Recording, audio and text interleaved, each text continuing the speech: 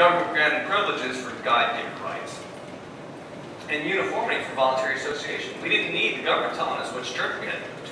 We could voluntarily associate with whomever we wished. And that was very significant. So you can see, with all these things you saw in the Declaration of Independence that was coming out. So again, I go to Benjamin Franklin because I need to tie together how our culture came together. There were 4 major migrations that settled America, and they're right here. We had the Puritans in 1629 to 1641. It was a major part of the migration. There was a trickle before and a trickle afterwards, but that's the majority of them came to the tune of 21,000. They settled in New England. They were congregations. Then you had the Cavaliers between 1642 and 1675. They came from southern England, settled in Virginia, and they were loyalists to the king. They were Anglican predominantly, and 40 to 50,000 of them. It wasn't just Cavaliers; it was also their servants, whatever, or whatnot. But they came from the south and west of England. Then you had the Friends, who came from the middle of England, and they were the Quakers. 1575 to 1715, they came to the tune of 23,000 of them. They settled primarily in Pennsylvania. Then you had the Great Awakening right in the middle of this, when the Scots-Irish were coming over here. Now, the Scots-Irish were very interested group of people. They were lowland Scots who had been transferred and put into Northern Ireland by King James I to settle 2 problems. One, that he didn't want them on his northern borders, and 2, he wanted to solve his Irish problem. They fought in the Siege of Londonderry. They were a warrior culture, and they're primarily Presbyterian, or they were Presbyterian. They came over here in the tune of 285,000 people from these dates, 1717, 1775. 285,000, absolutely. 2/3 of that in the last decade prior to 1775. They were being economically oppressed by England and Scotland, excuse me, in Northern Ireland, and they came over here primarily to the port of Philadelphia. They settled in Lancaster initially, but never wanted to stay in one place for very long. Emigrated down across or migrated down the Appalachian chain, spilled out to the Cumberland Gap, and settled Tennessee, Kentucky, Alabama, and all those Georgia, all those places down there, western Georgia. But the Scots-Irish is one group within that. There's also the Lowland Scots and the Highland Scots that came with that 285,000.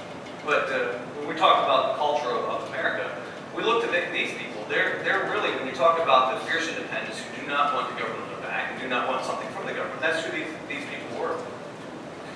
But George Whitefield, right in the middle of this, unified all these different culture groups. Because they all had, these were Congregationists, these were Anglicans, these of course were Quakers, and these were Presbyterians. George Whitefield came through and from 1739 to 1740 and traveled all 13 colonies, and it was known as the Great Awakening. And he unified the country around the Reformed theological point of view, or understanding of the Bible.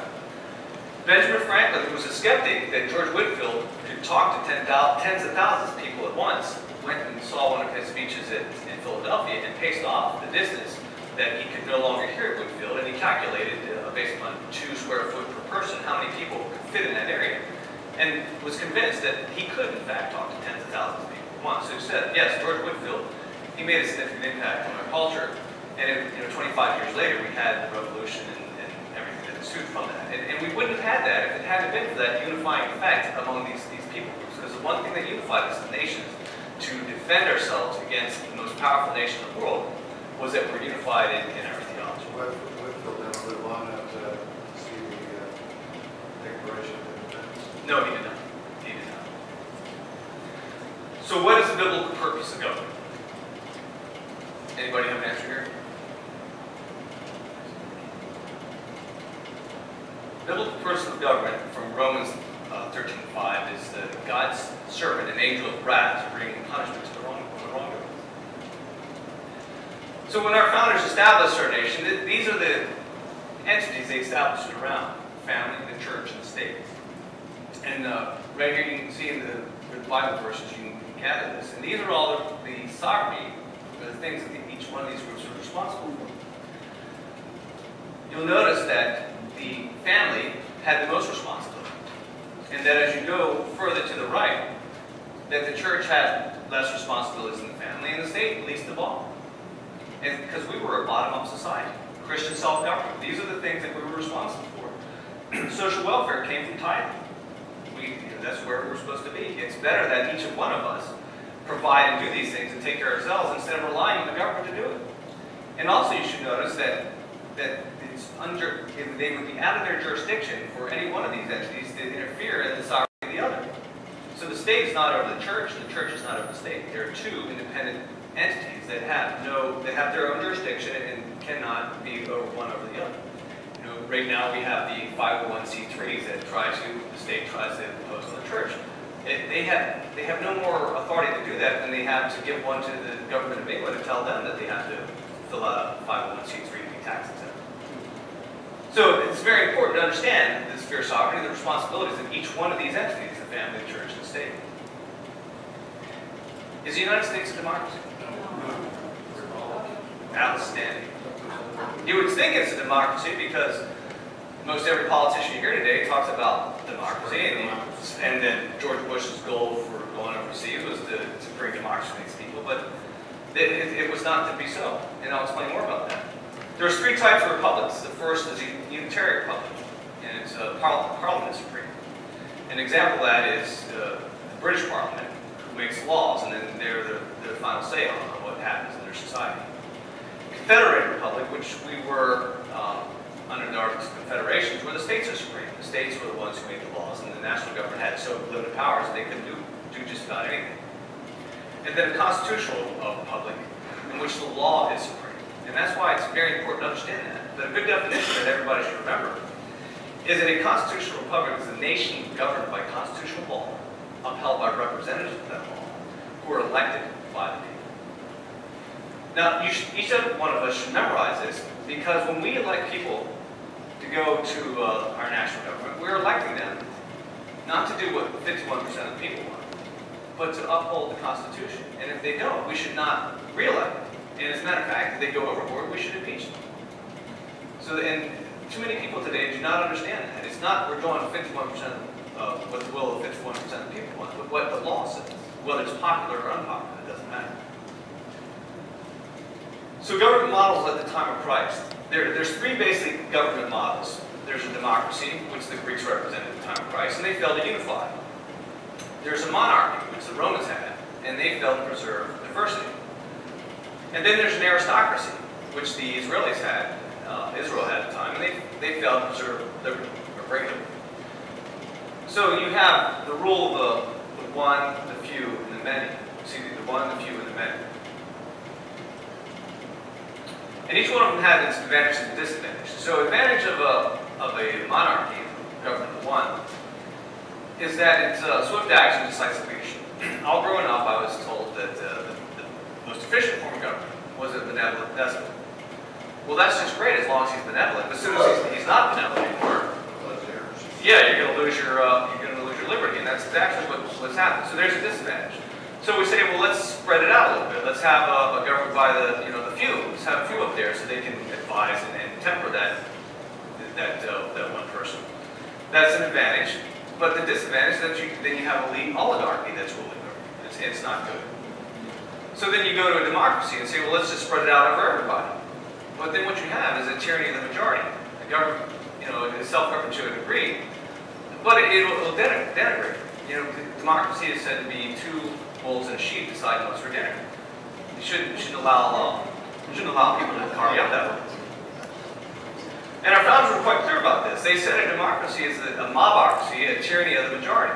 So when I hear politicians and people talk about democracy today, I wonder, are they ignorant or they just don't think about these things? Because we are not a democracy, and we should not be a democracy, because a democracy is not a good thing. So our culture at the time of our founding, in 1775, there was approximately 3 million people in America. And culture is nothing more than religion externalized. Because what you think will have a great impact on what you do. If you believe there is no God, then you're going to accumulate everything for yourself. Who cares about your neighbor? And it's going to be survival of the fittest. But if you believe there's a God and that He will judge you eternally, you're going to do what follow His rule and establish your society as such. So when you look at who founded our nation, again, the Episcopals were the Anglicans that represented by the Cavaliers. the rule of one, few too many. Of the 3 million people, there was 97% of them were Protestant. And of those 97%, there was 3 main denominations represented here: the Episcopals, Presbyterian, and Congregations.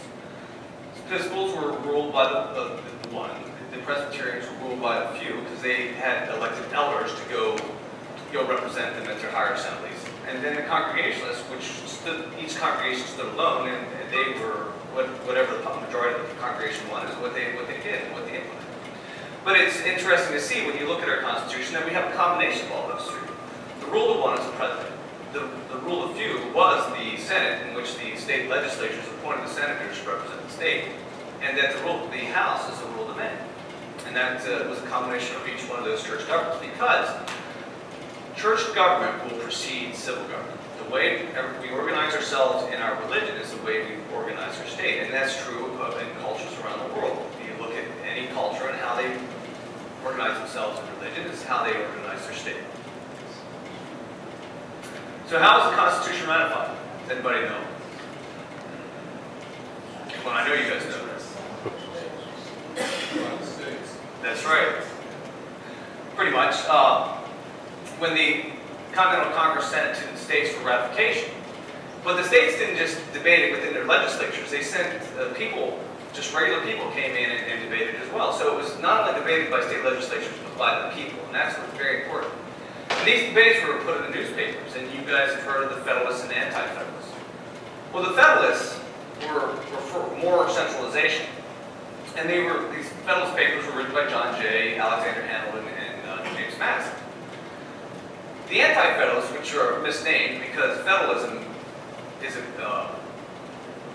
Latin word meaning covenant, and it stood for states' rights. So these guys weren't against states' rights; they were pro-states' rights. The Anti-Federalists, and they were Patrick Henry, George Mason, and Eldridge Gerry, and a few others that we still don't know to this day who exactly they were. And that's what the debates were about in the Federalist and Anti-Federalist papers. That Federalists said, well, we need to give the power of direct taxation because if an emergency comes, we're going to need that to pay for the war. And the Anti-Federalists said, if we give them the power of direct taxation, they won't use it just for emergencies, they'll use it all the time.